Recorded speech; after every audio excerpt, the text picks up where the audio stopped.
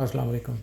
मेरा नाम डॉक्टर समी है और मैं ज़ेब समी हॉस्पिटल मरी और फ़ारूक हॉस्पिटल रावलपिंडी इन दोनों में कंसल्टेंट सर्जन हूँ। आज हमारा टॉपिक है पित्ते की पथरी और इसमें हम ये डिस्कस करेंगे कि पित्ते की पथरी में कौन कौन से ऑपरेशन हैं इस वक्त और उनमें से कौन सा तरीका ऐसा है जो कि किस मरीज़ के लिए ज़्यादा कामयाब है। तो दो तरह के ही ऑपरेशन होते हैं, एक कट वाला होता है और एक लेप्रोस्कोपी होता है। अच्छा, पित्ते की पथरी के अमराज ज़्यादा बढ़ते जा रहे हैं आजकल के दिनों में, उसकी बेशुमार वजूहत हैं, लेकिन उसमें एक मेजर रीज़न ये है कि औरतों में मोटापा with the passage of time जो है वो ज़्यादा बढ़ता जा रहा है। जो जो औरतों में खुराक ज़्यादा खाती हैं औरतें और ज़्यादा इस्तेमाल करती हैं और मोटापा जिस औरत में ज़्यादा होता है उसमें ज़्यादा चांसेस होते चले जाते हैं। अच्छा, अब हम डिस्कस करते हैं कि कौन सा ऑपरेशन होना चाहिए, किस मरीज़ के ऊपर कौन सा कामयाब है। तो नंबर 1 हम डिस्कस करते हैं पित्ते की पथरी में जो कट वाला ऑपरेशन हुआ करता था, ओपन कोलिसिस्टेक्टमी उसको कहते हैं। यहाँ पर कट लगता है राइट साइड पे इस तरह करके, वो तकरीबन इस लेंथ का होता है, 2 सेंटीमीटर से लेके 5 सेंटीमीटर, डिपेंड करता है कि औरत कितनी मोटी है और जिस्म कितना मोटा है। तो उस हिसाब से फिर वो जो अगर पतली सी औरत हो तो फिर कट छोटा लगता है, अगर जितनी ये पेशेंट मोटा होगा उतना कट उसमें ज़्यादा लगेगा।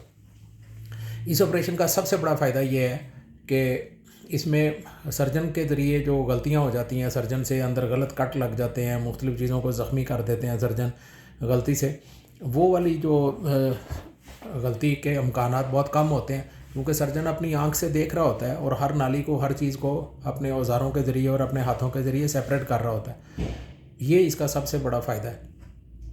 और इसमें इस नाली को ना, जिसमें ज़्यादातर ज़ख्मी हो जाती है, पित्ते की नाली जिसमें पित्ते का पानी आगे जाके आंतों में गिरता है, उसको सीबीडी कहते हैं।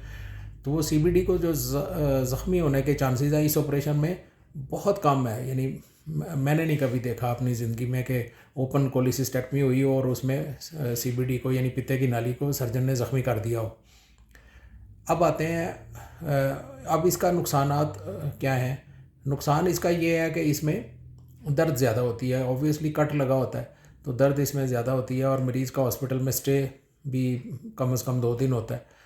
और दूसरी बात इसमें यह भी है कि इसमें ज़ख़म के ख़राब होने के चांसेस होते हैं, जिस तरह के हर कट वाले ऑपरेशन में ज़ख़म के ख़राब होने के चांसेस होते हैं। अच्छा, जो लेप्रोस्कोपिक सर्जरी है उसमें भी ज़ख़म के मैंने आजकल देखा है कि बहुत ज़्यादा, क्योंकि इंस्ट्रूमेंट बहुत यूज़ होता है। जिस हॉस्पिटल में 10-10, 15-15 ऑपरेशन हो रहे होते हैं, वहाँ पर सफाई का जो एलिमेंट है वो कंप्रोमाइज़ हो जाता है।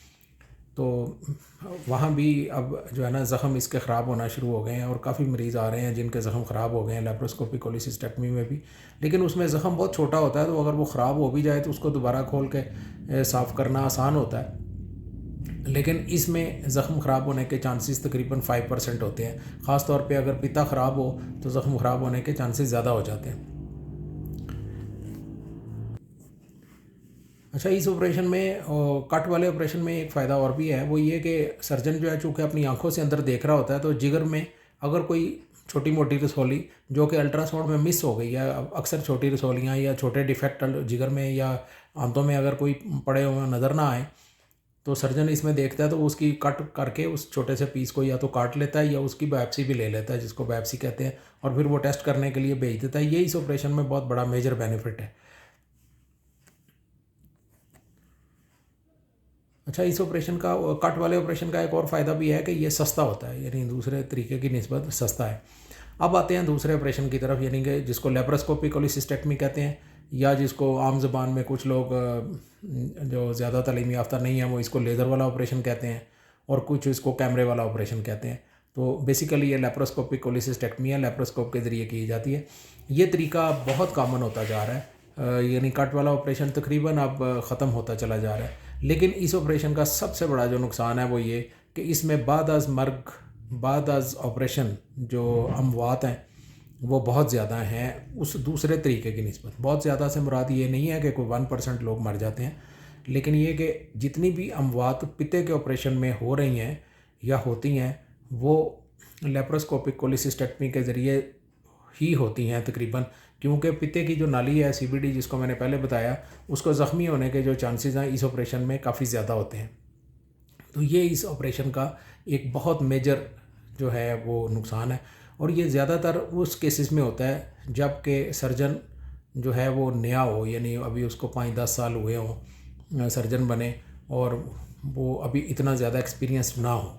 लेकिन बहुत बड़े बड़े एक्सपीरियंस्ड लोगों से भी बड़ी मशहूर कराची की एमएनए थी, वो फौत हुई थी, उनकी लेप्रोस्कोपिक कोलिसिस्टेक्टमी हुई थी और उनकी यही नाली काट गई थी आज से काफ़ी साल पहले। तो उनका बहुत बड़ा नाम है कराची में उस हॉस्पिटल का जिसमें उनका ऑपरेशन हुआ था, और बड़े एक्सपीरियंस सर्जन से उनकी नाली काट गई थी और बाद में वो कोमा में चली गई और उनकी डेथ हो गई। तो मैं ये कह रहा हूँ कि ये एक नुकसान है इस लेप्रोस्कोपिक कोलिसिस्टेक्टमी का, कि इसमें पित्ते की नाली को ज़ख्मी होने के चांसेस बहरहाल रहते हैं। अच्छा, इसका फ़ायदे क्या हैं? फ़ायदे इसके ये हैं कि इसमें 3 छोटे छोटे कट लगे होते हैं, 4 या 5। तो उन 4 कट के अंदर जो है एक एक टांका लगा होता है ऊपर, और उसमें ऑब्वियसली दर्द कम होती है। नुकसानों में आए तो एक नुकसान मैंने पहले बता दिया जो बहुत बड़ा नुकसान है इसमें। सेकंड नुकसान इसमें ये है कि ये महंगा है, लाजमी बात है, ये दूसरे तरीके की निस्बत काफ़ी महंगा है, क्योंकि इसकी मशीनरी बड़ी महंगी होती है, तो अस्पतालों वाले इसके बहुत पैसे चार्ज करते हैं।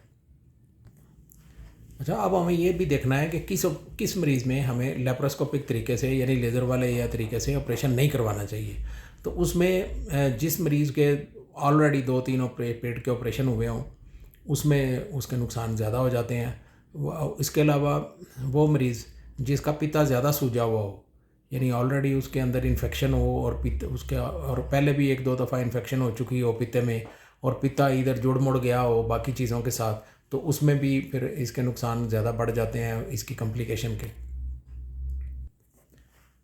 इसके अलावा ये भी है कि अगर पित्ते में ये समझ ना आ रही हो सर्जन को कि इसमें सिर्फ पथरियाँ ही हैं, रसौली तो नहीं है कहीं, क्योंकि कई दफ़ा अल्ट्रासाउंड जो है ये बताने से कासर होता है कि पित्ते में रसौली भी है साथ के नहीं।